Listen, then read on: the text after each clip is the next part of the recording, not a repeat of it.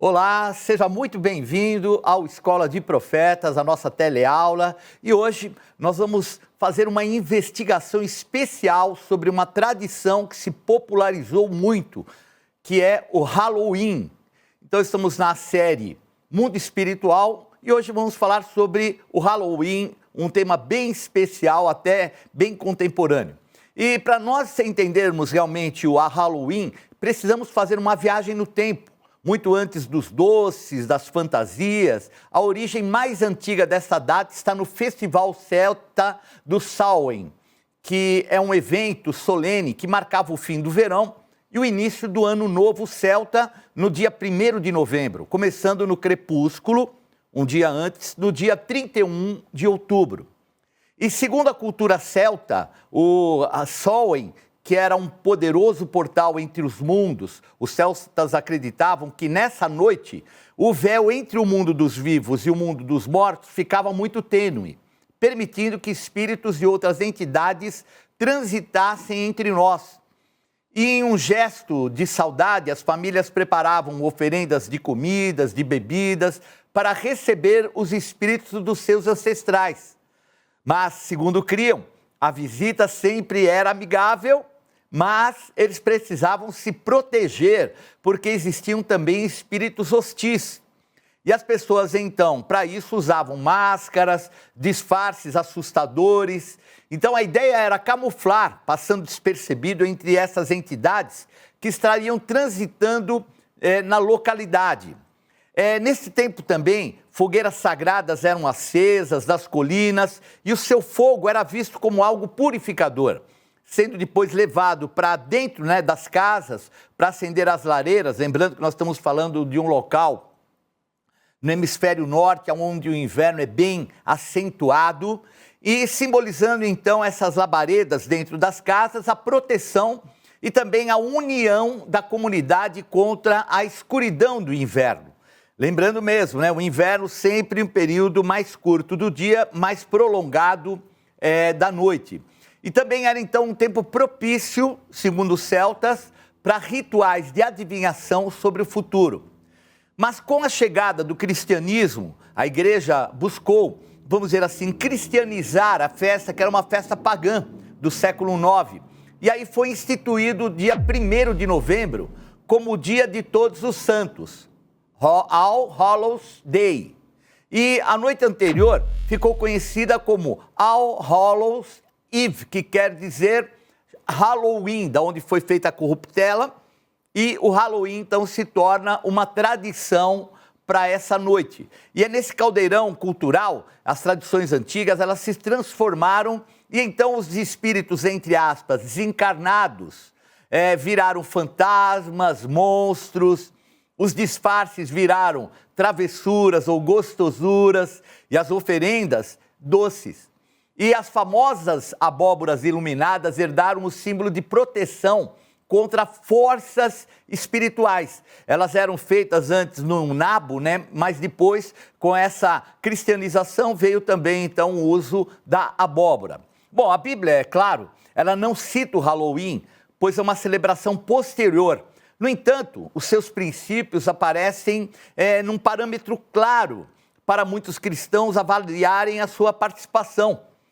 Pois para uma grande parcela dos fiéis, especialmente nós evangélicos e até alguns fundamentalistas, o Halloween é visto com sérias reservas, baseadas em 3 pilares.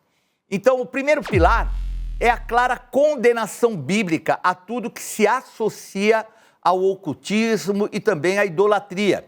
Então, as escrituras são muito diretas ao proibir qualquer prática que busque contatar o mundo espiritual fora de Deus. Vamos ver aí um texto que está em Deuteronômio, capítulo 18, versículo 10, que diz assim: Não se achará entre ti quem faça passar pelo fogo a seu filho ou a sua filha, nem adivinhador, nem prognosticador, nem agoureiro, nem feiticeiro, nem encantador, nem necromante, nem mágico, nem quem consulte os mortos. Então, nós vemos aqui nessa passagem, Deuteronômio, até pelo fato de que a lei ela foi escrita quando eles estavam entrando na Terra Prometida. E ali naquele local, Canaã, havia um costume muito forte, né, chamado costume da terra, vinculado aos deuses, né, então uma idolatria pagã, e que tinha a veneração e até a consulta aos mortos, né? Então, médiuns, aqueles que consultavam os mortos. Era algo que não era permitido ao povo de Deus, porque nós que temos conhecimento, sabemos que muitas vezes esses espíritos que as pessoas atribuem ser até de amigos seus, familiares, muitas vezes são espíritos enganadores. Então, é muito importante a gente entender porque essa passagem de Deuteronômio, ela fala, não haja no meio de vocês quem pratique. Mas, bispo, é uma brincadeira, é um brinquedo, não é nada, é uma coisa que as crianças se divertem. Mas a realidade é que existe não só o mal, mas a aparência do mal também.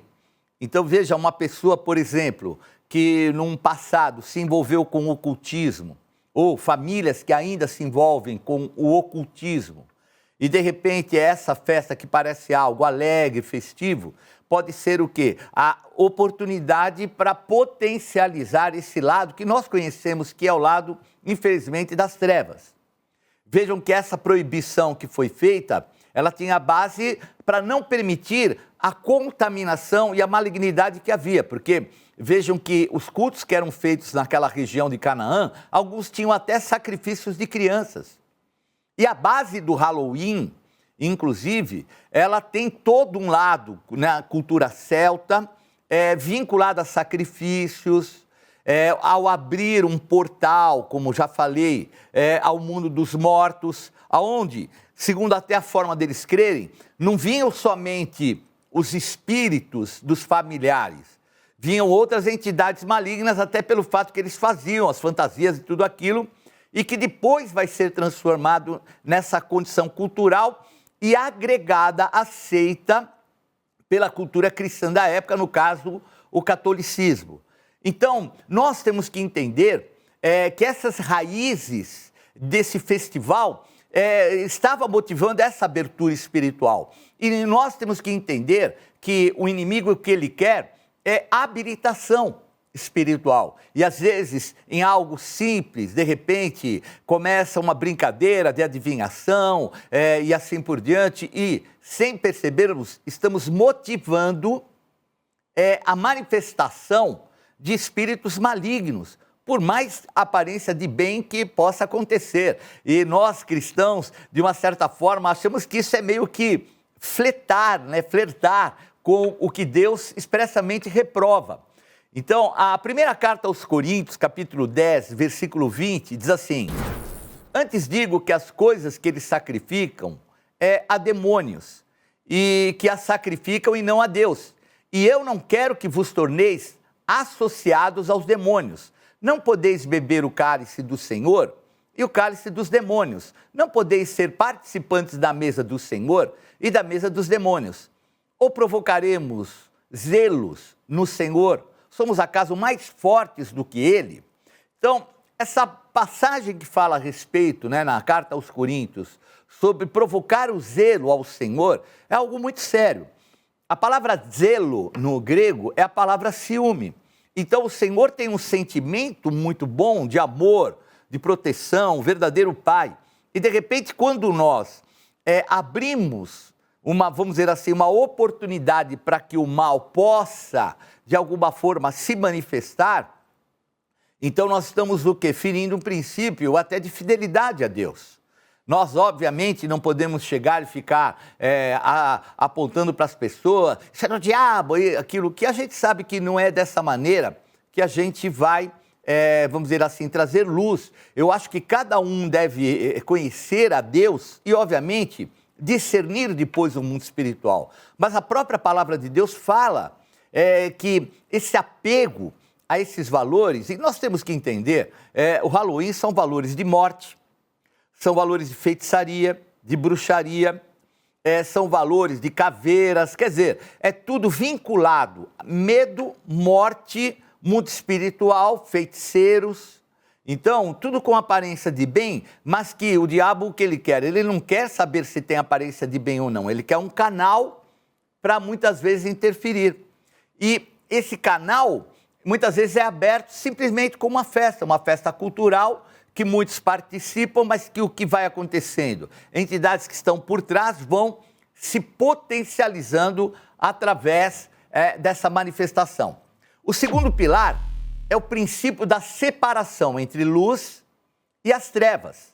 Então, a vida cristã é chamada para ser um reflexo da luz de Cristo, em contraste com as obras das trevas. E se nós percebermos, todo vínculo de Halloween é trevas. Pode reparar. Então é a noite, é o morcego, são espíritos noturnos, são fantasmas, é a abóbora com fogo aceso, com um cara, muitas vezes, um aspecto demoníaco, tudo ligado vinculado às trevas. Então nós que temos conhecimento e sabedoria, temos que ter discernimento. E quando nós participamos, vamos dizer, dessa festa, muitas pessoas que já estão sendo enganadas, até acreditando na condição espiritual que existe ali, elas podem achar que estamos dando o aval. É mais ou menos a condição de quem bebe. Então nós, cristãos, podemos beber, não tem problema. A Bíblia fala para não sermos dados ao vinho. O primeiro milagre que Jesus fez foi transformar água em vinho. Obviamente, não é o vinho que a gente tem hoje, então, vamos dizer assim, a quantidade de álcool não era tão grande como é aqui, mas, de qualquer forma, era uma bebida alcoólica, podemos até beber. Porém, até por testemunho, num país onde essa droga, que ela é permitido, o álcool, tem destruído tantas famílias, que eu considero uma das piores drogas, de repente alguém que teve um problema de alcoolismo, vê o Bispo G numa padaria bebendo, o que ele vai achar? Ah, eu posso também. Então, até para que nós não sejamos motivo de escândalo, vamos dizer assim, dando a impressão que nós estamos associados a essas obras das trevas, nós temos que ter prudência. Então, se o beber vai trazer algum tipo de transtorno, eu não vou beber. Eu vou me posicionar até para preservar a vida de quem me vir nessa liberdade que muitas vezes pode comprometer a liberdade e a escolha do outro. Efésios capítulo 5, versículo 11 diz assim: não tenha nenhuma participação nas obras infrutíferas das trevas, antes exponham-nas à luz. Então, celebrar uma festa que a sua essência histórica e até a estética atual glorifica o medo, morte, ocultismo, significa estabelecer uma comunhão com as trevas. Não dá para a gente ficar à parte dessa verdade. E até esse ponto dessa comunhão está contradizendo a chamada que há para o Senhor Jesus para a pureza e para a luz. Então é muito importante nós entendermos sobre a luz, porque Jesus é a luz que ilumina todo homem. Tudo que há na Bíblia, ela traz condenação para as trevas e a bênção para a luz. Como é que nós vamos dar aval àquilo que tem aparência de mal, aquilo que vai trazer esse vínculo com as trevas, muitas vezes até trazendo assolação a famílias e a lares inteiros? Então é algo muito, muito sério e nós devemos vigiar no nosso procedimento. Bom, nós vamos ao pequeno intervalo, daqui a pouco nós vamos falar um pouquinho mais, vou trazer aí o terceiro pilar para que a gente possa ter discernimento e não ser roubado pelas obras infrutíferas das trevas.